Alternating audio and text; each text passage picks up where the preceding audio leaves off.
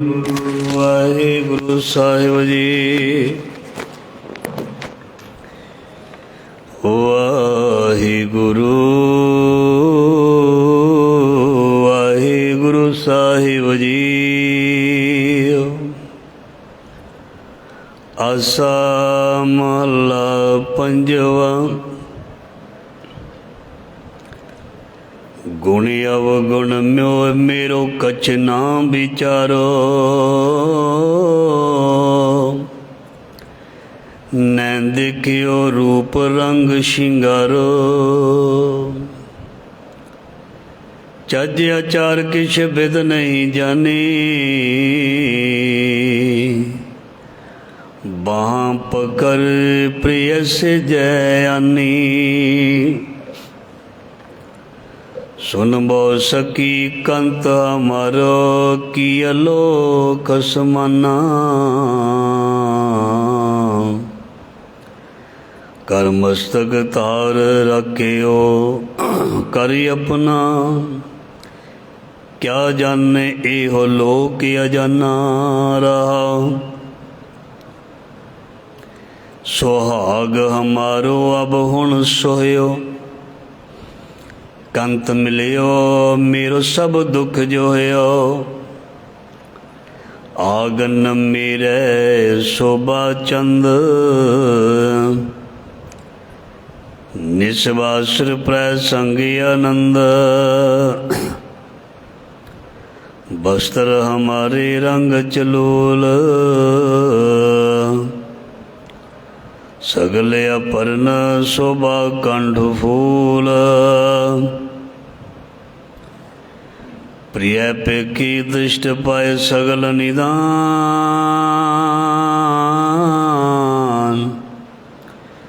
दुष्ट दूत की चुकी कान।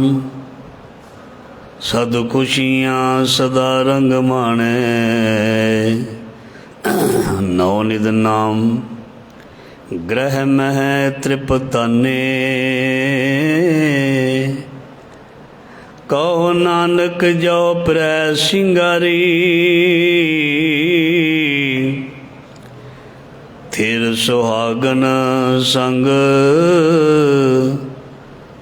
बहादारी।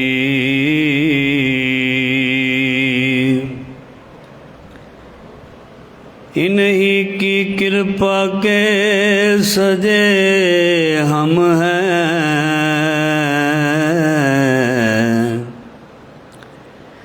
नहीं मोसे गरीब करोर परे।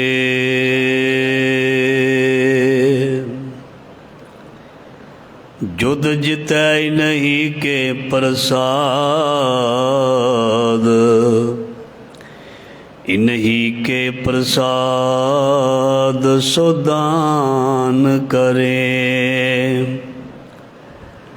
अज्ञयोग टरे इन्हीं के प्रसाद। इन्हीं की कृपा फुन ताम परे।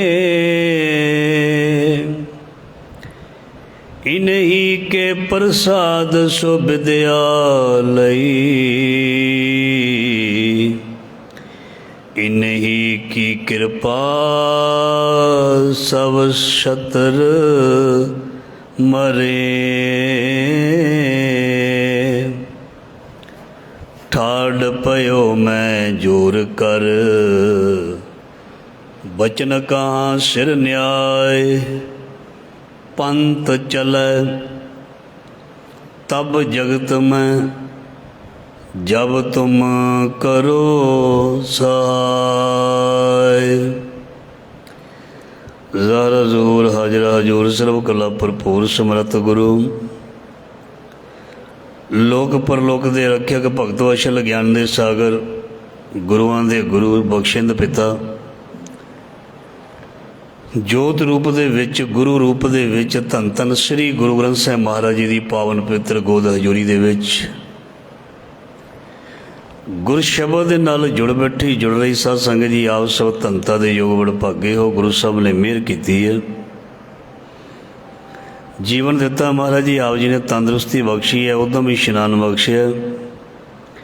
ਆਪ ਜੀ ਨੇ ਆਪਣੇ ਦਰ ਘਰ ਸਾਨੂੰ ਲੈ ਕੇ ਆਂਦਾ, ਆਪਣੀ ਗੋਦ ਬਖਸ਼ੀ ਹੈ।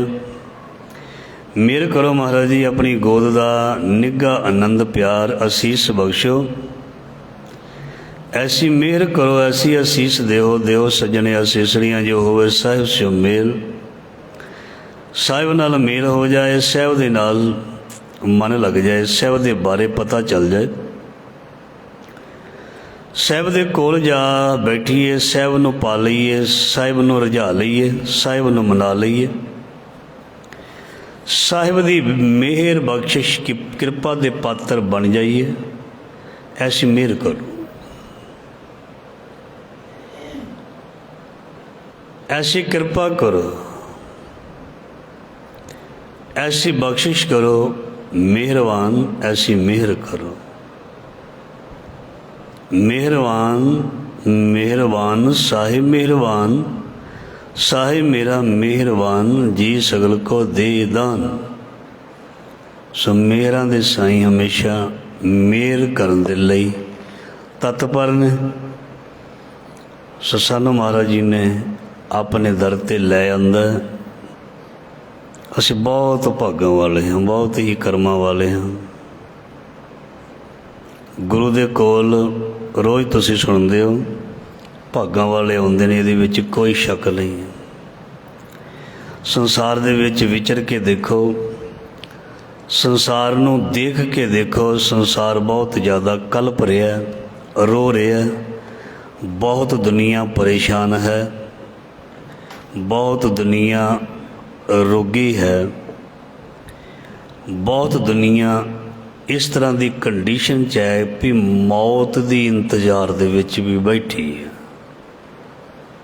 जिहड़े तो चलते फिरते हैं उन्होंने तो अजे आस होंदी है भी शायद कोई 4 दिन है जिंदगी दे।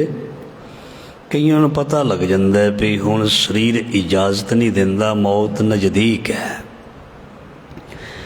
इसलिए जे असी सही सलामत बैठे हाँ, उठ सकते हाँ, तुर सकते हाँ, गुरु कोल आ सकते हाँ, गुरु नूं सुन सकते हाँ, गुरु दे अगे अरदास करके अपनी भुल बख्शा सकते हाँ, तो असी बहुत बड़े भागे हाँ। गुरु दे अगे अरदास करके अपनी भुल बख्शाउण वाला भी बड़ा बंदा हुंदा। गुरु दे अगे हथ जोड़ के माफ़ी मंगण वाला बंदा बहुत वड्डी सोच वाला हुंदा। ये वड्डा कम सूरबीर ही करते हैं। गुरु दे अगे हथ जोड़ के अपने गुनाह किते पापां दी माफ़ी मंगनी, ये छोटी गल नहीं। सारे नहीं इस तरह करते। गुरु कोल आके सारे हथ जोड़ के माफ़ी नहीं मंगते, अपने आप नूं बख्शाउण दी गल नहीं करते। विरले विरले ने जिहड़े गुरु दे अगे हथ जोड़ के कहंदे ने महाराज सानूं बख्श लो, साडे ते मेहर करो, सानू नामदान बख्शो, दर्शन दीदार दिओ, नितनेम दिओ। ये विरले ने। जग में उत्तम काढ़िए विरले कई के। सो असी अपने आप नूं भागां वाले मन सकते हाँ। तो साडे ते गुरु साहब जी बड़ी दया करते हैं, रोज़ दया करते हैं। महाराज साडे कोल भुल्लां हुंदियां हन, सानू बख्श लेना, साडा अमृत वेला ना कदी खुंझे, साडा नितनेम ना महाराज जी कदी खुंझे। बस मेहर रखनी, इशनान बख्शना, उदम देना, याद बख्शनी। आप जी दे नाल इसे तरह प्रेम दीयां बातां गल्लां बाणी कीर्तन कथा राहीं करते रहिए, सुनते रहिए। ऐसी मत दीजै मेरे ठाकुर, ऐसी मत दीजै मेरे ठाकुर, सदा सदा तुद ध्याई। ऐसी मेहर करो, ऐसी मत दिओ भी सदा याद करते रहिए, याद ना भुले। सो गुरु साहब मेहर करन। जिवें मैं आप जी नूं कल भी बेनती की सी, धन धन दशमेश पिता श्री गुरु गोबिंद सिंह जी साहिबे कमाल दशमेश पिता, सर्वांश दानी अमृत के दाते, जिन्हां दा परसों 14 तरीक बैसाख की संगरांत और खालसा साजना दिवस गुरु कृपा मेहर करे आ रहा है। इस संबंध विच अज 6:30 बजे भोग दे उपरंत ਗੁਰਦੁਆਰਾ ਸਿੰਘ ਸਭਾ ਵਿਖੇ ਸ੍ਰੀ ਅਖੰਡ ਪਾਠ ਸਾਹਿਬ ਆਰੰਭ ਹੋਣੇ ਹਨ। ਸੋ ਪਰਸੋਂ ਅੰਮ੍ਰਿਤ ਵੇਲੇ ਹੀ ਭੋਗ ਪੈਣੇ ਹਨ।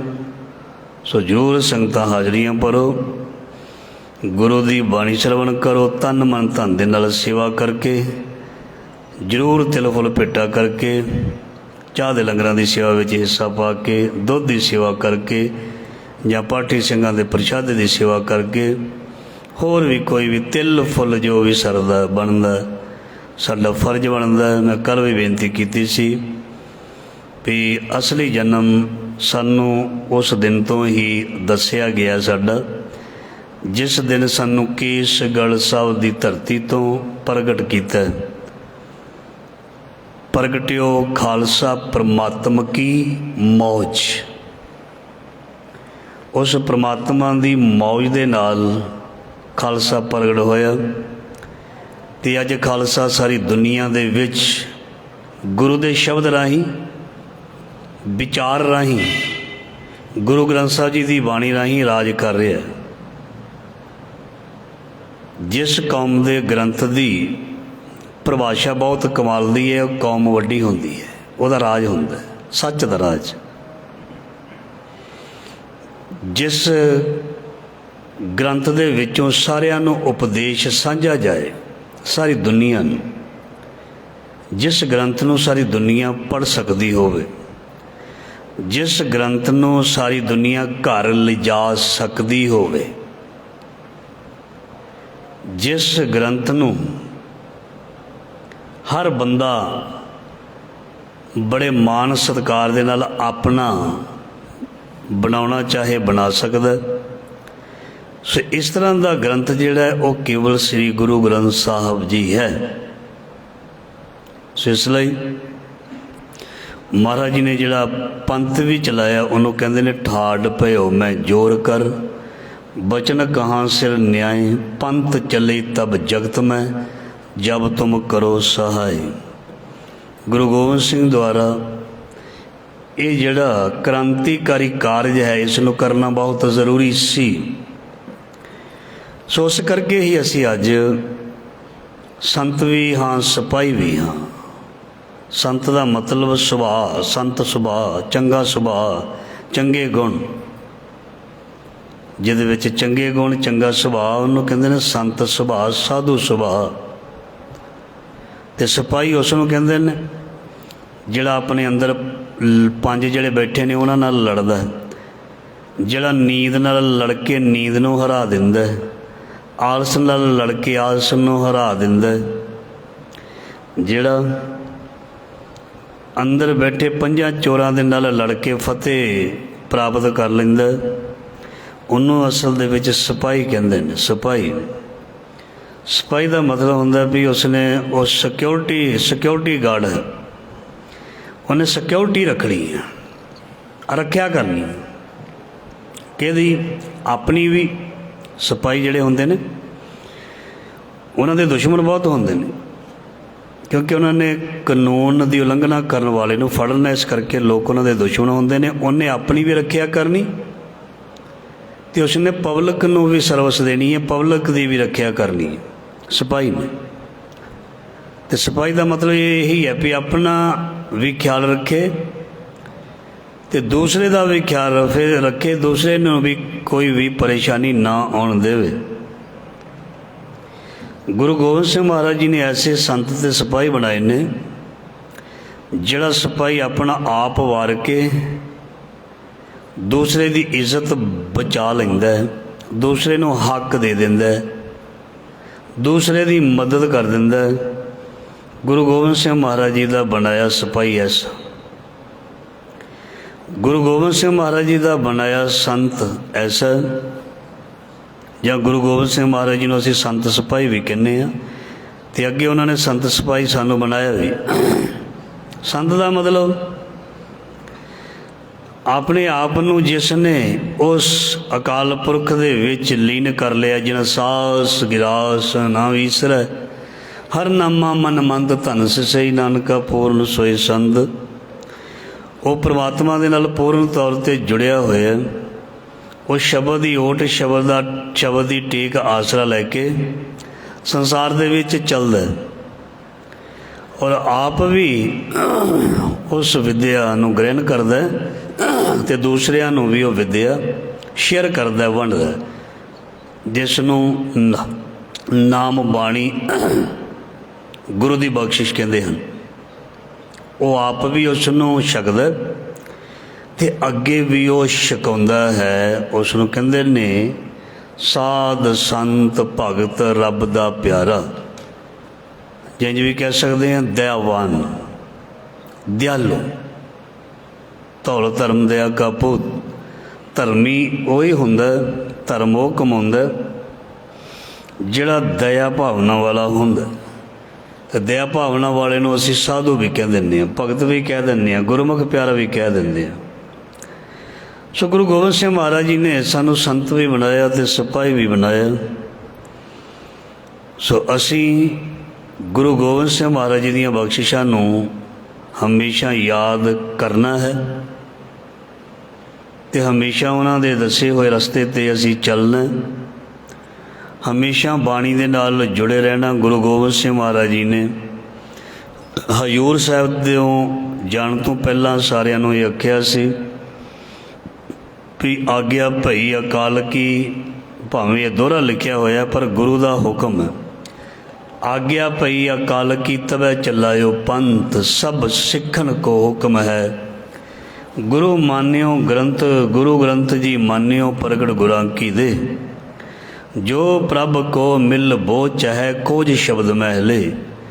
ਸੋ ਗੁਰੂ ਗੋਬਿੰਦ ਸਿੰਘ ਮਹਾਰਾਜ ਜੀ ਨੂੰ ਪਤਾ ਹੈ ਵੀ ਜਿਹੜਾ ਗੁਰੂ ਗ੍ਰੰਥ ਸਾਹਿਬ ਨਾਲ ਜੁੜੇਗਾ ਉਹ ਮੇਰੇ ਨਾਲ ਵੀ ਜੁੜ ਜਾਏਗਾ। ਜਿਹੜਾ ਗੁਰੂ ਗ੍ਰੰਥ ਸਾਹਿਬ ਜੀ ਦੀ ਬਾਣੀ ਨੂੰ ਜਾਣ ਲਏਗਾ ਉਹ ਮੇਰੇ ਤੱਕ ਵੀ ਜਾਣਕਾਰੀ ਰੱਖ ਸਕਦਾ, ਕਿਉਂਕਿ ਗੁਰੂ ਨੂੰ ਜਾਣਨਾ ਅਤੇ ਗੁਰੂ ਨੂੰ ਪਛਾਣਨਾ ਗੁਰਬਾਣੀ ਤੋਂ ਬਗੈਰ ਸੰਭਵ ਨਹੀਂ ਹੈ। ਇਸ ਕਰਕੇ ਸਾਨੂੰ ਗੁਰੂ ਸਾਹਿਬ ਨੇ ਬਾਣਾ ਇਸੇ ਕਰਕੇ ਦਿੱਤਾ ਹੈ ਵੀ ਅਸੀਂ ਗੁਰੂ ਨਾਲ ਜੁੜੇ ਰਹੀਏ, ਅਸੀਂ ਕਦੇ ਭਟਕੀਏ ਨਾ, ਗਲਤ ਰਾਹ ਨਾ ਪਈਏ। ਇਹ ਸਾਨੂੰ ਗੁਰੂ ਸਾਹਿਬ ਨੇ ਆਪ ਮਿਹਰ ਕਰਕੇ ਸਾਨੂੰ ਜੋੜਿਆ ਗੁਰੂ ਗ੍ਰੰਥ ਸਾਹਿਬ ਜੀ ਦੇ ਨਾਲ। ਸੋ ਗੁਰੂ ਗੋਬਿੰਦ ਸਿੰਘ ਮਹਾਰਾਜ ਜੀ ਦੀ ਜ਼ਿੰਦਗੀ ਜੀਵਨ ਦੇ ਵਿੱਚੋਂ ਅਸੀਂ ਜੇ ਸਿੱਖਿਆ ਲੈਣੀ ਹੈ ਤਾਂ ਉਹਨਾਂ ਨੇ ਸਾਨੂੰ ਜ਼ੁਲਮ ਦੇ ਖਿਲਾਫ ਲੜਨਾ, ਰਹਿਤ ਮਰਿਆਦਾ ਵਿੱਚ ਪੱਕੇ ਰਹਿਣਾ, ਬਾਣੀ ਬਾਣੇ ਦੇ ਧਾਰਨੀ ਰਹਿਣਾ, ਗਰੀਬ ਮਜ਼ਲੂਮ ਦੀ ਰੱਖਿਆ ਕਰਨੀ, ਮਦਦ ਕਰਨੀ, ਆਪਣੇ ਹੱਕ ਅਤੇ ਸੱਚ ਲਈ ਸੰਘਰਸ਼ ਕਰਨਾ, ਸੱਚ ਬੋਲਣਾ, ਭਾਵੇਂ ਉਹ ਸੱਚ ਕਿਸੇ ਨੂੰ ਚੁਭਦਾ ਹੋਵੇ, ਕਿਸੇ ਨੂੰ ਚੰਗਾ ਨਾ ਲੱਗਦਾ ਹੋਵੇ, ਇਹ ਸੱਚ ਕਹਿਣਾ। ਇਹ ਸਾਨੂੰ ਚੀਜ਼ਾਂ ਜਿਹੜੀਆਂ ਨੇ ਸਾਡੇ ਗੁਰੂਆਂ ਨੇ ਸਿਖਾਈਆਂ। ਦੇਖੋ ਸਾਡੇ ਗੁਰੂ ਗ੍ਰੰਥ ਸਾਹਿਬ ਜੀ ਦੇ ਵਿੱਚ ਜੋ ਕੁਝ ਲਿਖਿਆ, ਜਾਂ ਗੁਰੂ ਗੋਬਿੰਦ ਸਿੰਘ ਮਹਾਰਾਜ ਜੀ ਦੀਆਂ ਰਚਨਾ ਜੋ ਹਨ ਉਹਨਾਂ ਦੇ ਵਿੱਚ ਵੀ ਜੋ ਲਿਖਿਆ, ਉਹ ਸਾਨੂੰ ਸੰਗਤਾਂ ਤੱਕ, ਦੁਨੀਆ ਤੱਕ ਪਹੁੰਚਾਉਣ ਦੀ ਜ਼ਰੂਰਤ ਹੈ। ਅਤੇ ਉਹ ਕੇਵਲ ਅਸੀਂ ਗਾ ਕੇ ਨਹੀਂ ਪਹੁੰਚਾ ਸਕਦੇ, ਸਾਨੂੰ ਉਹਦੇ ਬਾਰੇ ਵਿਚਾਰ ਕਰਨੀ ਪਏਗੀ। ਜੇ ਗੁਰੂ ਗੋਬਿੰਦ ਸਿੰਘ ਮਹਾਰਾਜ ਜੀ ਦੀ ਜੀਵਨੀ ਬਾਰੇ, ਉਹਨਾਂ ਦੀਆਂ ਕੁਰਬਾਨੀਆਂ ਨੂੰ ਅਸੀਂ ਜੇ ਯਾਦ ਕਰਨਾ ਹੋਵੇ ਤਾਂ ਇਕੱਲੇ ਅਸੀਂ ਇਹ ਸ਼ਬਦ ਪੜ੍ਹ ਕੇ ਦੇ ਸ਼ਿਵਾ ਵਰ ਮੋਹ ਇਹ ਹੈ ਸ਼ੁਭ ਕਰਮਨ ਤੇ ਕਵੋ ਨਾ ਟਰੋ, ਇਹਦੇ ਦੁਆਰਾ ਪੂਰਾ ਅਸੀਂ ਉਸ ਨੂੰ ਖੋਲ੍ਹ ਨਹੀਂ ਸਕਦੇ, ਪੂਰਾ ਜਾਣਕਾਰੀ ਪੂਰੀ ਜਿਹੜੀ ਉਹ ਲੈ ਨਹੀਂ ਸਕਦੇ। ਇਹਦੇ ਲਈ ਸਾਨੂੰ ਉਹਨਾਂ ਦੇ ਜੀਵਨ ਨੂੰ ਪੜ੍ਹਨਾ ਪਏਗਾ, ਸੁਣਨਾ ਪਏਗਾ, ਸੁਣਾਉਣਾ ਪਏਗਾ, ਕਥਾ ਦੇ ਰੂਪ ਦੇ ਵਿੱਚ, ਪ੍ਰਸੰਗ ਦੇ ਰੂਪ ਦੇ ਵਿੱਚ ਅਤੇ ਹੋਰ ਵਿਚਾਰਾਂ ਦੇ ਰੂਪ ਦੇ ਵਿੱਚ। ਜਦੋਂ ਅਸੀਂ ਗੁਰੂ ਸਾਹਿਬ ਦੀ ਰਹਿਤ ਮਰਿਆਦਾ ਦੀ ਡਿਸਕਸ਼ਨ ਕਰਾਂਗੇ, ਸਾਨੂੰ ਫਿਰ ਵੀ ਵਿਚਾਰ ਦੁਆਰਾ ਇਹ ਸਮਝਾਉਣਾ ਅਤੇ ਸਮਝਣਾ ਪਏਗਾ। ਜੇ ਉਹਨਾਂ ਦੇ ਜ਼ਿੰਦਗੀ ਦੇ ਵਿੱਚ ਕੌਤਕਾਂ ਨੂੰ ਦੇਖਣਾ ਤਾਂ ਵੀ ਸਾਨੂੰ ਗੁਰੂ ਗੋਬਿੰਦ ਸਿੰਘ ਮਹਾਰਾਜ ਜੀ ਦੀ ਜੀਵਨੀ ਨੂੰ ਕਥਾ ਵਿਆਖਿਆ ਦੇ ਰੂਪ ਦੇ ਵਿੱਚ ਉਹ ਪੇਸ਼ ਕਰਨਾ ਪਏਗਾ, ਸੁਣਾਉਣਾ ਪਏਗਾ। ਇਸ ਕਰਕੇ ਇਕੱਲੇ ਕੀਰਤਨ ਦੁਆਰਾ ਸਾਨੂੰ ਇਤਿਹਾਸ ਦਾ ਪਤਾ ਨਹੀਂ ਲੱਗ ਸਕਦਾ। ਮੈਂ ਅੱਗੇ ਬੇਨਤੀ ਕੀਤੀ ਹੈ, ਖਾਸ ਕਰਕੇ ਵੱਡੇ ਵੱਡੇ ਜਿਹੜੇ ਇਤਿਹਾਸਕ ਸਥਾਨ ਹਨ ਉੱਥੇ ਨਿਤਨੇਮ ਅਤੇ ਕੀਰਤਨ ਤੋਂ ਬਾਅਦ ਕਥਾ ਜ਼ਰੂਰ ਹੁੰਦੀ ਹੈ, ਚਾਹੇ ਕੋਈ ਕਿਸੇ ਗ੍ਰੰਥ ਦੀ ਕਰੇ, ਚਾਹੇ ਹੁਕਮਨਾਮੇ ਦੀ ਕਰੇ, ਕਥਾ ਜ਼ਰੂਰ ਹੁੰਦੀ ਹੈ, ਵਿਚਾਰ ਜ਼ਰੂਰ ਹੁੰਦੀ ਹੈ। ਉੱਥੇ ਅਲੱਗ-ਅਲੱਗ ਸਿੰਘ ਹੁੰਦੇ ਹਨ, ਨਿਤਨੇਮ ਵਾਲੇ ਗ੍ਰੰਥੀ ਅਲੱਗ ਹੁੰਦੇ ਹਨ, ਕੀਰਤਨ ਵਾਲੇ ਅਲੱਗ ਹੁੰਦੇ ਹਨ, ਕਥਾ ਵਾਲੇ ਅਲੱਗ ਹੁੰਦੇ ਹਨ। ਪਰ ਸਾਡੇ ਆਮ ਪਿੰਡਾਂ ਦੇ ਵਿੱਚ ਸੋ ਵਿਰਲੇ ਵਿਰਲੇ ਹੁੰਦੇ ਹਨ ਜਿਹੜੇ ਗ੍ਰੰਥੀ ਸਿੰਘ ਜੋ ਸਾਰਾ ਕੁਛ ਕਰਦੇ ਹਨ, ਕੀਰਤਨ ਵੀ ਕਰਦੇ ਹਨ, ਕਥਾ ਵੀ ਕਰਦੇ ਹਨ, ਜੋ ਤੁਹਾਨੂੰ ਰੋਜ਼ ਸੁਣਨ ਨੂੰ ਮਿਲਦਾ। ਅਸੀਂ ਨਿਤਨੇਮ ਵੀ ਗੁਰੂ ਮਹਾਰਾਜ ਜੀ ਦੀਆਂ 5 ਬਾਣੀਆਂ ਦਾ ਕਰੀਦਾ, ਨਾਲ ਆਸਾ ਦੀ ਵਾਰ ਦੇ 5 ਛੱਕਿਆਂ ਦਾ ਕੀਰਤਨ ਵੀ ਕਰੀਦਾ, ਅਤੇ ਨਾਲ ਜਿਹੜੀ ਸ਼ਬਦ ਹੁੰਦਾ ਰੋਜ਼ ਦਾ ਉਹਦਾ ਵਿਚਾਰ ਵੀ ਕਰੀਦਾ। ਸਾਰੀਆਂ ਚੀਜ਼ਾਂ, ਇਹ ਨਹੀਂ ਵੀ ਇੱਕ ਚੀਜ਼, ਜਿਹੜੀ ਡਿਊਟੀ ਲੱਗੀ ਹੋਈ ਹੈ ਉਹ ਸਾਰੀਆਂ ਕਰੀਦੀਆਂ।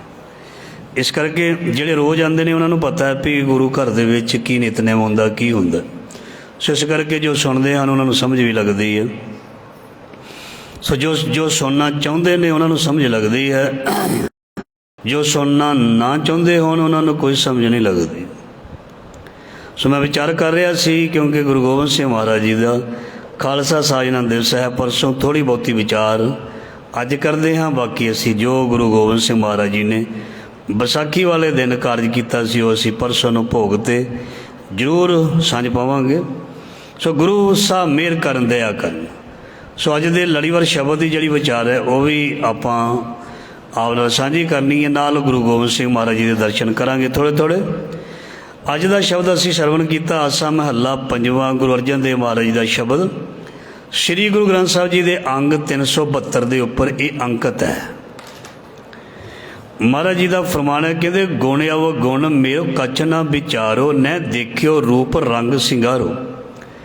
ਇਸ ਸ਼ਬਦ ਦੇ ਵਿੱਚ ਗੁਰੂ ਗੋਬਿੰਦ ਸਿੰਘ ਖਿਮਾ ਕਰਨਾ ਗੁਰੂ ਅਰਜਨ ਦੇਵ ਮਹਾਰਾਜ ਜੀ ਨੇ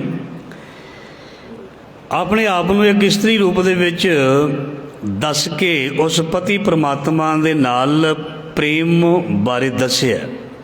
ਉਹਦੇ ਦਰ 'ਤੇ ਕਿਵੇਂ ਕਬੂਲ ਹੋਇਆ ਜਾਂ ਹੋਈ ਉਹਦੇ ਬਾਰੇ ਮਹਾਰਾਜ ਜੀ ਨੇ ਦੱਸਿਆ। ਤਾਂ ਗੁਰੂ ਸਾਹਿਬ ਜੀ ਮਿਹਰ ਕਰਨ, ਗੁਣ ਅਵਗੁਣ ਮੋਰੋ ਕਿਛ ਨਾ ਵਿਚਾਰੋ, ਨਹਿ ਦੇਖਿਓ ਰੂਪ ਰੰਗ ਸਿਗਾਰੋ।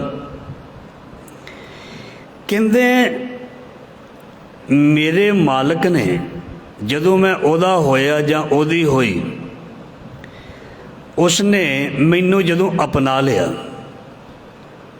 ਉਹਨੇ ਮੇਰਾ ਕੋਈ ਗੁਣ ਅਵਗੁਣ ਨਹੀਂ ਤੱਕਿਆ, ਨਹੀਂ ਦੇਖਿਆ। ਨਹੀਂ, ਉਦਾਹਰਨ ਦਿੰਦੇ ਨੇ, ਜਿਵੇਂ ਸਾਡੀ ਬੇਟੀ ਧੀ ਦੀ ਅਸੀਂ ਸ਼ਾਦੀ ਕਰ ਦਿੰਦੇ ਹਾਂ, ਜਿਹੜਾ ਸਿਆਣਾ ਪਤੀ ਹੈ, ਜਿਸ ਤਰ੍ਹਾਂ ਦੀ ਵੀ ਉਹ ਹੋਵੇ, ਜਿਸ ਤਰ੍ਹਾਂ ਦਾ ਉਹਦਾ ਕੱਦ ਹੋਵੇ, ਜਿਸ ਤਰ੍ਹਾਂ ਦਾ ਉਹਦਾ ਰੰਗ ਹੋਵੇ, ਜਿਸ ਤਰ੍ਹਾਂ ਦੇ ਉਹਦੇ ਵਿੱਚ ਗੁਣ ਹੋਣ, ਜਿਸ ਤਰ੍ਹਾਂ ਦਾ ਉਹਦਾ ਪਿੱਛੇ ਘਰ ਹੋਵੇ, ਪਰਿਵਾਰ ਹੋਵੇ, ਅਮੀਰ ਹੋਵੇ, ਗਰੀਬ ਹੋਵੇ, ਜ਼ਿਆਦਾ ਪੜ੍ਹੀ ਲਿਖੀ ਹੋਵੇ, ਘੱਟ ਪੜ੍ਹੀ ਲਿਖੀ ਹੋਵੇ, ਉਹ ਫਿਰ ਜਦ ਉਹਦੇ ਨਾਲ ਬੇਟੀ ਧੀ ਵਿਆਹੀ ਜਾਂਦੀ, ਫਿਰ ਉਹ ਜੇ ਕੋਈ ਐਸੀ ਗੱਲ ਨੂੰ ਕਰੇ ਤਾਂ ਉਹ ਸਿਆਣਾ ਨਹੀਂ ਹੁੰਦਾ।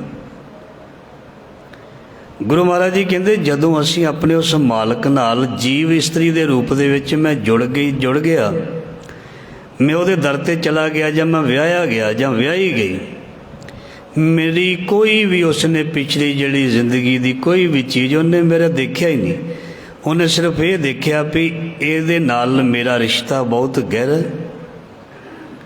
ਉਸਨੇ ਕੋਈ ਕਿਸੇ ਚੀਜ਼ ਵੱਲ ਧਿਆਨ ਨਹੀਂ ਦਿੱਤਾ, ਕੋਈ ਲੈਣ ਦੇਣ ਵੱਲ ਵੀ ਕੋਈ ਚੀਜ਼ ਮਿਲੀ ਜਾਂ ਨਹੀਂ ਮਿਲੀ, ਜਾਂ ਇਹਦੇ ਵਿੱਚ ਆਹ ਚੀਜ਼ ਦੀ ਘਾਟ ਹੈ, ਇਹਦਾ ਰੰਗ ਸਾਂਵਲਾ, ਇਹਦੀ ਆਹ ਚੀਜ਼ ਹੈ, ਕੋਈ ਇੱਦਾਂ ਦੀ ਗੱਲ ਨਹੀਂ। ਉਹਨੇ ਕੇਵਲ ਮੈਨੂੰ ਆਪਣਾ ਬਣਾਇਆ। ਜਿਵੇਂ ਅਸੀਂ ਪਤੀ ਪਰਮੇਸ਼ਰ ਕਹਿ ਦਿੰਦੇ ਹਾਂ ਅਤੇ ਧਰਮ ਪਤਨੀ ਕਹਿ ਦਿੰਦੇ ਹਾਂ, ਧਰਮ। ਮੇਰੇ ਮਾਲਕ ਨੇ ਮੇਰੇ ਨਾਲ ਇੰਨਾ ਗਹਿਰਾ ਰਿਸ਼ਤਾ ਕਾਇਮ ਕੀਤਾ, ਮੇਰਾ ਗੁਣ ਅਵਗੁਣ ਮੇਰਾ ਕਿਛ ਨਾ ਵਿਚਾਰਿਆ, ਬਖਸ਼ ਲਿਆ ਕਿਨ ਮਾਈ। ਉਹਨੇ ਮੇਰੇ ਕੋਈ ਹੋਰ ਗੁਣਾ ਅਵਗੁਣਾਂ ਵੱਲ ਧਿਆਨ ਨਹੀਂ ਦਿੱਤਾ। ਉਸਨੇ ਬਸ ਇਹੀ ਕਿਹਾ ਵੀ ਇਹ ਮੇਰੀ ਹੈ ਅਤੇ ਮੈਂ ਇਹਦਾ। ਗੁਣ ਅਵਗੁਣ ਮੇਰੋ ਕਛ ਨਾ ਵਿਚਾਰੋ, ਨਹਿ ਦੇਖਿਓ ਰੂਪ ਰੰਗ ਸ਼ਿੰਗਾਰੋ। ਕਹਿੰਦੇ ਉਹਨੇ ਮੇਰਾ ਰੂਪ ਤੱਕ ਵੀ ਨਹੀਂ ਦੇਖਿਆ, ਮੇਰਾ ਰੰਗ ਵੀ ਨਹੀਂ ਦੇਖਿਆ। ਆਮ ਕਰਕੇ ਕੋਈ ਲੜਕੀ ਵਿਆਹੀ ਆਵੇ ਤੇ ਉਹਦੇ ਰੰਗ ਵੱਲ ਦੇਖਿਆ ਜਾਂਦਾ, ਉਹਦੇ ਰੂਪ ਵੱਲ ਦੇਖਿਆ ਜਾਂਦਾ, ਉਹਦੇ ਨੈਣ ਨਕਸ਼ ਦੇਖ ਕੇ ਉਹਨੂੰ ਸੋਹਣੀ ਕਿਹਾ ਜਾਂਦਾ। ਇੱਦਾਂ ਹੀ ਹੈ ਨਾ ਸਾਡੀ ਪਰਖ, ਪਰ ਇੱਦਾਂ ਨਹੀਂ ਹੈ। ਮਹਾਰਾਜ ਜੀ ਕਹਿੰਦੇ ਇੱਦਾਂ ਨਹੀਂ। ਭਾਵੇਂ ਕਿਸੇ ਦੇ ਨੈਣ ਨਕਸ਼ ਉਹਦੇ ਰੱਬ ਨੇ ਬਣਾਏ ਨੇ, ਜਿਵੇਂ ਦੇ ਨੇ ਉਹ ਭਲੇ ਨੇ। ਕੋਈ ਆਪਣੇ ਆਪ ਨੂੰ ਹੀਨ ਭਾਵਨਾ ਦਾ ਸ਼ਿਕਾਰ ਨਾ ਹੋਵੇ ਵੀ ਮੇਰਾ ਸਰੀਰ ਇਸ ਤਰ੍ਹਾਂ ਦਾ ਨਹੀਂ, ਉਹਦੇ ਵਰਗਾ ਨਹੀਂ। ਨਹੀਂ, ਜੋ ਰੱਬ ਨੇ ਬਣਾਇਆ ਉਹਦੀ ਦਾਤ ਹੈ। ਕੋਈ ਦੁਨੀਆ ਦੇ ਵਿੱਚ ਬਦਸੂਰਤ ਨਹੀਂ। ਜਿਹਦੇ ਵਿੱਚ ਗੁਣ ਨੇ ਉਹ ਖੂਬਸੂਰਤ ਹੈ, ਜਿਹਦੀ ਸੋਚ ਬਹੁਤ ਚੰਗੀ ਹੈ ਉਹ ਬਹੁਤ ਸੋਹਣਾ। वो बहुत चंगा है। इस करके जिहदी रसना बड़ी मिठी है उहदे वर्गा सोहना कौन हो सकदा। जिहड़ा सब नाल मिलाप रखदा प्यार रखदा उहदे वर्गा सोहना कौन हो सकदा। जिहड़ा सारियां नाल झगड़े करदा है उहदे वर्गा बदसूरत कोई नहीं हो सकदा, भावें वो बाहरों जिन्ना मर्जी रंग दा साफ होवे जां उच्चा लम्मा तिखे नैना वाला क्यों ना होवे जां तिखे नैन नक्शां वाला क्यों ना होवे, सोहना शरीर क्यों ना होवे। इत्थे शरीरां नूं महाराज जी ने नहीं मन्निया। इत्थे कहंदे गुण देखे ने, जिहदे विच गुण है वो कोई भी है। गुरु दे सिख ने जिहड़े ने जिन्हें सिख होए ने उन्हां विच बड़े ऐसे ने जिन्हां दे शरीर जिहड़े ने संसारक तौर ते इन्ने सुंदर नहीं पर उन्हां विच गुण बहुत ने। वो रब ही हो गए ने, रब दा रूप ने। वो अमीर नहीं है, उन्होंने सोहने वस्त्र नहीं पाए। भाई लखो जिहड़ा लंगर छकन आया सी बुद्धू शाह दे लंगर दे उपर ਉਹਦੇ कपड़े बहुत मैले सी। जिवें ਉਹਨੂੰ ਮਸਤਾਨਾ ਬਿਰਤੀ वाला लिखिया भी ਉਹਦਾ रंग ढंग बहुता नहीं सी, बोलन बाणी भी बोल बाणी भी कोई इन्नी वधिया नहीं सी, कोई बहुती परसनैलिटी भी वधिया नहीं सी लगती जिवें कोई आम बंदा घूमदा होवे। पर वो जिहड़ा ਉਹਨੂੰ महाराज जी अपना सिख मनदे ने, अपना प्यारा मनदे ने, ਉਹਨੂੰ सोहना मनदे ने। सो गुरु अर्जन देव जी कहते हैं न देखियो रूप रंग शिंगारो। उन्हें मेरा रूप रंग नहीं देखिया, उन्हें मेरे शरीर वाल नहीं देखिया, उन्हें मेरे गुणां नूं देख के मैनू अपना लिया। से गुरु हमेशा गुण देखदा। सानू बाणी दे विचों ना बहुत सेध मिलती है। ਇਹਦੇ ਵਿੱਚ ਕੱਲੀ ਅਸੀਂ ਧਾਰਮਿਕ ਗੱਲ ਨਹੀਂ ਕਰਨੀ, ਆਪਣੇ ਜੀਵਨ ਦੀ ਗੱਲ ਵੀ ਕਰਨੀ ਹੈ। ਅਸੀਂ ਵੀ ਜਦੋਂ ਆਪਣੇ ਧੀ ਪੁੱਤਰ ਦੇ ਲਈ, ਧੀ ਦੇ ਲਈ ਵਰ ਅਤੇ ਵਰ ਦੇ ਲਈ ਜਦੋਂ ਅਸੀਂ ਕਿਸੇ ਬੱਚੀ ਦਾ ਰਿਸ਼ਤਾ ਤਲਾਸ਼ ਕਰਦੇ ਹਾਂ, ਅਸੀਂ ਵੀ ਉਹਦੇ ਵਿੱਚ ਗੁਣ ਦੇਖਣੇ ਨੇ। ਗੁਣ ਕੱਲੀ ਕੋਈ ਖੂਬਸੂਰਤੀ ਨਾ ਦੇਖ ਲਵੇ, ਕਿਉਂਕਿ ਬਾਅਦ ਵਿੱਚ ਜਦੋਂ ਗੁਣ ਨਾ ਨਿਕਲਣ ਤਾਂ ਫਿਰ ਉਹ ਖੂਬਸੂਰਤੀ ਬਿਲਕੁਲ ਚੰਗੀ ਨਹੀਂ ਲੱਗਦੀ। और असी कह दईदा फिर भी असी की रंग रूप तो लैना जे गुण ही ना होवे, जे चज अचार ही ना होवे, जे अंदर भावना ही ना होवे प्रेम दी, सत्कार दी, मिलन दी, मिलाप दी, तो फिर वो कोई भी है। गुरु महाराज जी कहते इस करके संसार दे विच भी रिश्ते गंढन लगे हाँ गुणां दी सांझ करनी चाहिए है, ना कि किसी होर चीज़ दी। अज के जमाने दे विच एजुकेशन देखनी चाहिए है, ना किसी की जमीन देखो, ना किसी की जायदाद, ना किले, ना कार, ना कुछ। ध्यान देना, कुछ भी नहीं देखना चाहिए ये चीज़। जे अगला सामने वाला लायक होया ना, लायक वो घर भी बना लेगा, वो गड्डी भी ले लेगा। तो जे कोई घर तो बहुत वड्डा होवे, ट्रैक्टर भी खड़े होण, होर भी बड़ियां चीज़ां होण, पर वो होवे नशई, वो हौली हौली सब कुछ घर खड़ियां चीज़ां नूं वेच दिंदा है। तो जिहड़ा होवे लायक, भावें उहदे कोल नहीं प्रॉपर्टी कुछ भी नहीं, वो हौली हौली घर भी बना लैंदा है, सब कुछ बना लैंदा। इस करके जिन्हों कहंदे ना असीं पंजाबी विच कमाओ पुत, बहुत ही साऊ इस तरह का इंसान लभना चाहिए जिहड़ा मेहनती ते ईमानदार होवे। बस अपने धी पुत्र दे लई इस तरह का परिवार, इस तरह का अग्यों लभना चाहिए जिहड़ा ईमानदार होवे, एजुकेटड होवे। अज के जमाने में एजुकेशन बहुत जरूरी है, क्योंकि अज के जमाने में जिहड़ा बच्चा एजुकेशन नहीं लैंदा उहदा कसूर है। हुण साधन बहुत ने, इस करके एजुकेटड होना चाहिए और बहुत सियाना होना चाहिए, संस्कारी होना चाहिए। उहदे नाल सानू अपना रिश्ता कर लेना चाहिए। गुरु साहब कह रहे हैं ना, कहते असी रूप नहीं देखा, रंग नहीं देखा, कोई चीज़ नहीं देखी, चज अचार किश विद नहीं जानी। तो गुरु महाराज जी कहते मेरे विच ना वैसे गुण है नहीं सी कोई। चज अचार, चज का मतलब सुचज्जापन, अचार का मतलब भी बिहार। मेरे विच इन्ना कोई चज नहीं सी, अचार नहीं सी।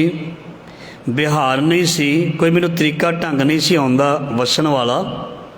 ਚੱਜ ਅਚਾਰ ਕਿਛ ਵਿਧ ਨਹੀਂ ਜਾਣੀ, ਮੈਨੂੰ ਆਉਂਦਾ ਹੀ ਨਹੀਂ ਸੀ ਵੀ ਮੈਂ ਕਿੱਦਾਂ ਅੱਗੇ ਜਾ ਕੇ ਰਹਿਣਾ ਬਸਣਾ। ਕਹਿੰਦੇ ਪਰ ਮੇਰੇ ਉਸ ਸਾਹਿਬ ਨੇ ਬਾਂਹ ਪਕੜ ਪ੍ਰਿਯ ਸੇਜੇ ਆਨੀ, ਮੈਨੂੰ ਉਸਨੇ ਆਪਣੀ ਬਾਂਹ ਦੇ ਨਾਲ ਫੜ ਕੇ ਬੜੇ ਪਿਆਰ ਦੇ ਨਾਲ ਮੈਨੂੰ ਕੋਲ ਬਿਠਾ ਕੇ ਸੇਜ 'ਤੇ ਬਿਠਾ ਕੇ ਮੈਨੂੰ ਬੜਾ ਕੁਝ ਸਮਝਾਇਆ।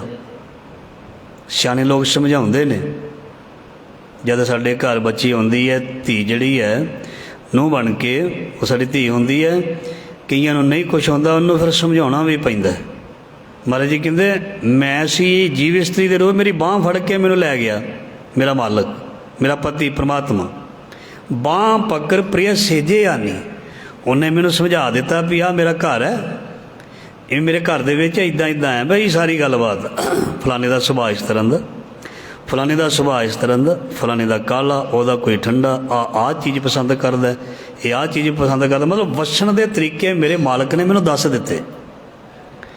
ਮੇਰੇ ਮਾਲਕ ਨੇ ਮੈਨੂੰ ਸੰਸਾਰ ਦੇ ਵਿੱਚ ਤੁਰਨ ਦੇ, ਬਹਿਣ ਦੇ, ਰਹਿਣ ਦੇ ਤਰੀਕੇ ਦੱਸ ਦਿੱਤੇ ਵੀ ਤੂੰ ਸੰਸਾਰ ਦੇ ਵਿੱਚ ਕਿਵੇਂ ਬਹਿਣਾ, ਕਿਵੇਂ ਵਸਣਾ, ਕਿਵੇਂ ਇੱਥੋਂ ਜਿੱਤ ਕੇ ਜਾਣਾ।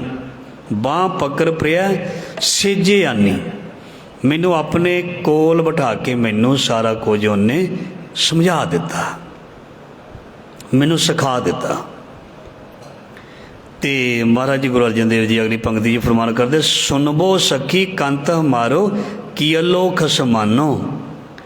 ਕਹਿੰਦੇ ਅਸੀਂ ਆਪਣੇ ਫਿਰ ਮਿੱਤਰਾਂ ਨੂੰ ਜਾਂ ਉਸ ਜੀਵ ਇਸਤਰੀ ਨੇ ਆਪਣੀਆਂ ਸਖੀਆਂ ਨੂੰ ਆਖਿਆ, ਮੇਰੇ ਕੰਤ ਨੇ, ਮੇਰੇ ਪਤੀ ਨੇ, ਮੇਰੇ ਮਾਲਕ ਨੇ ਮੈਨੂੰ ਬਹੁਤ ਜ਼ਿਆਦਾ ਸਤਿਕਾਰ ਪਿਆਰ ਦਿੱਤਾ ਅਤੇ ਮੈਨੂੰ ਵਸਣ ਦਾ ਤਰੀਕਾ ਦੱਸਿਆ ਔਰ ਮੈਨੂੰ ਸਾਰੇ ਢੰਗ ਸਿਖਾ ਦਿੱਤੇ। ਇਹ ਸੁਣਬੋ ਸਕੀ ਕੰਤ ਹਮਾਰੋ ਕੀ ਲੋ ਖਸਮਾਨਾ। ਖਸਮਾਨਾ ਮਤਲਬ ਉਸ ਖਸਮ ਵਾਲਾ ਫਰਜ਼ ਅਦਾ ਕਰ ਦਿੱਤਾ, ਪਤੀ ਵਾਲਾ ਫਰਜ਼ ਅਦਾ ਕਰ ਦਿੱਤਾ।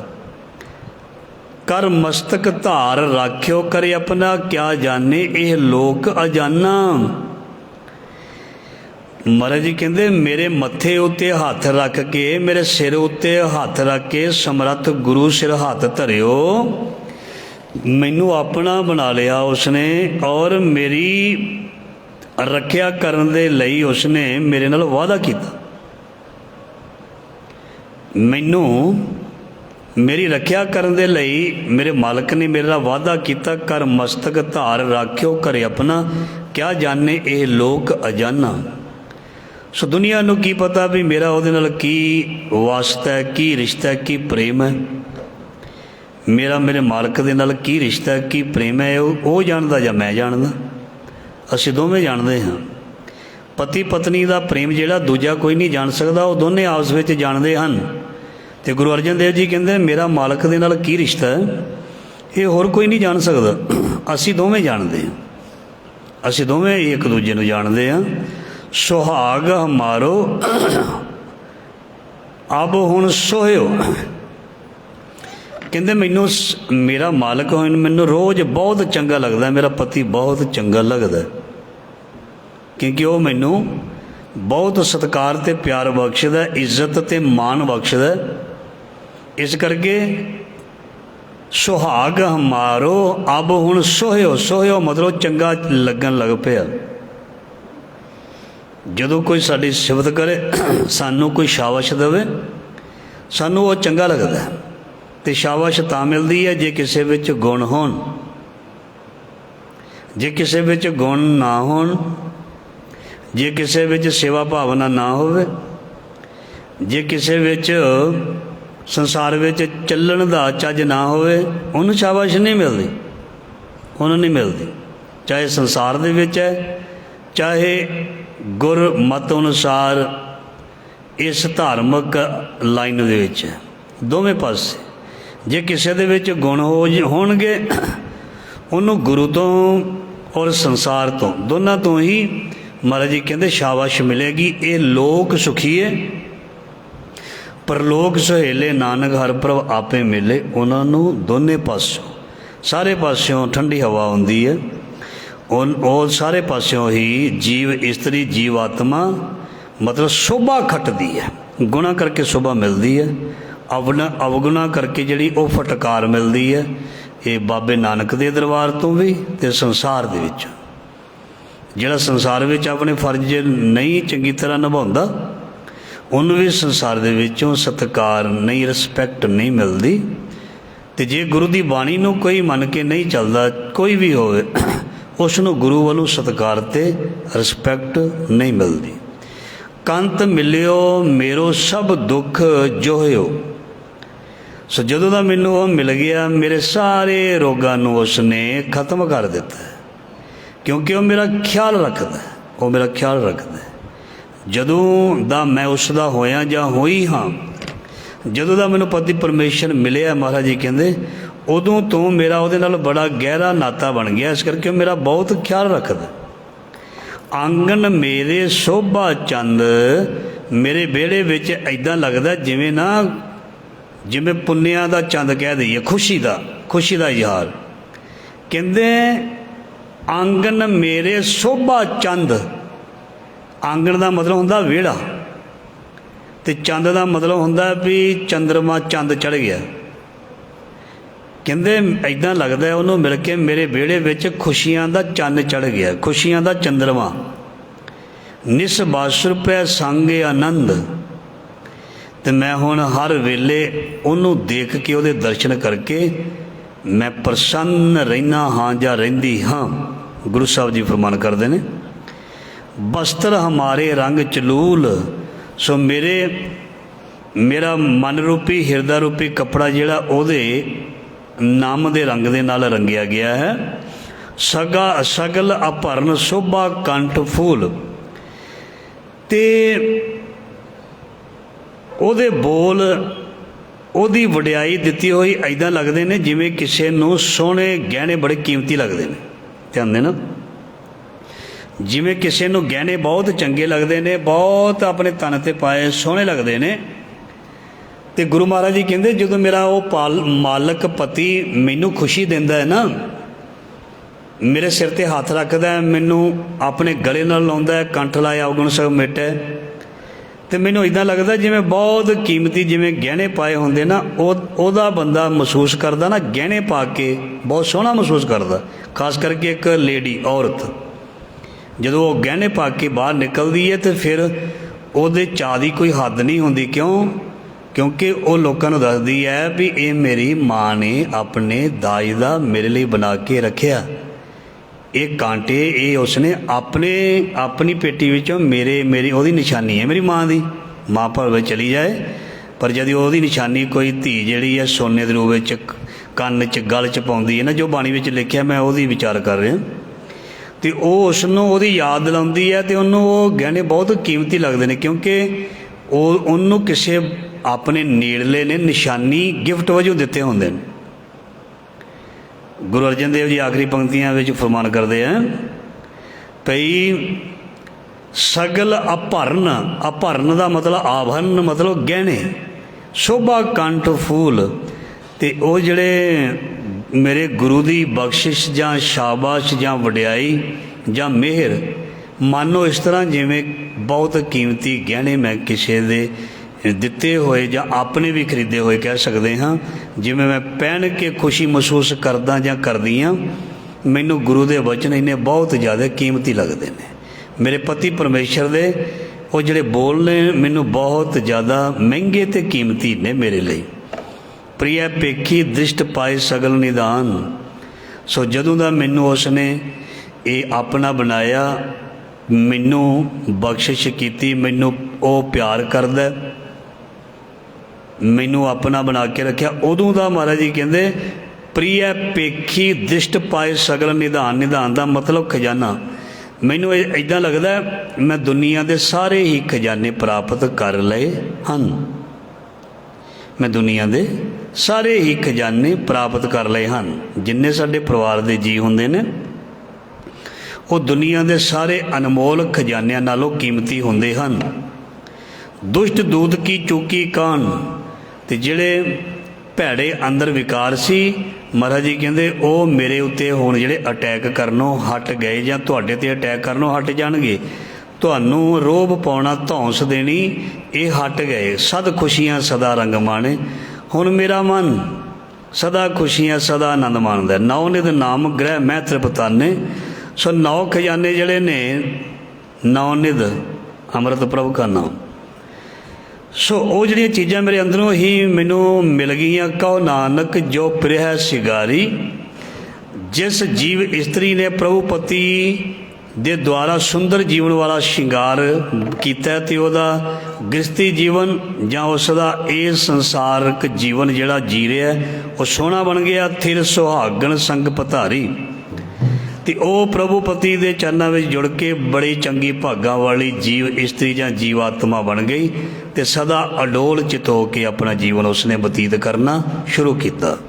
ਸੋ ਇਸ ਅੱਜ ਦੇ ਲੜੀਵਾਰ ਸ਼ਬਦ ਦੀ ਵਿਚਾਰ ਜੋ ਗੁਰੂ ਸਾਹਿਬ ਨੇ ਕਿਰਪਾ ਕਰਕੇ ਮਿਹਰ ਕਰਕੇ ਸੇਵਾ ਲਈ ਹੈ। ਸੋ ਇਸ ਦਾ ਭਾਵ ਅਰਥ ਸਾਡੇ ਹਿਰਦੇ ਵਿੱਚ ਵਸੇ ਔਰ ਸਾਡਾ ਜੀਵਨ ਜਿਹੜਾ ਗੁਰਮਤ ਵਾਲਾ ਬਣੇ।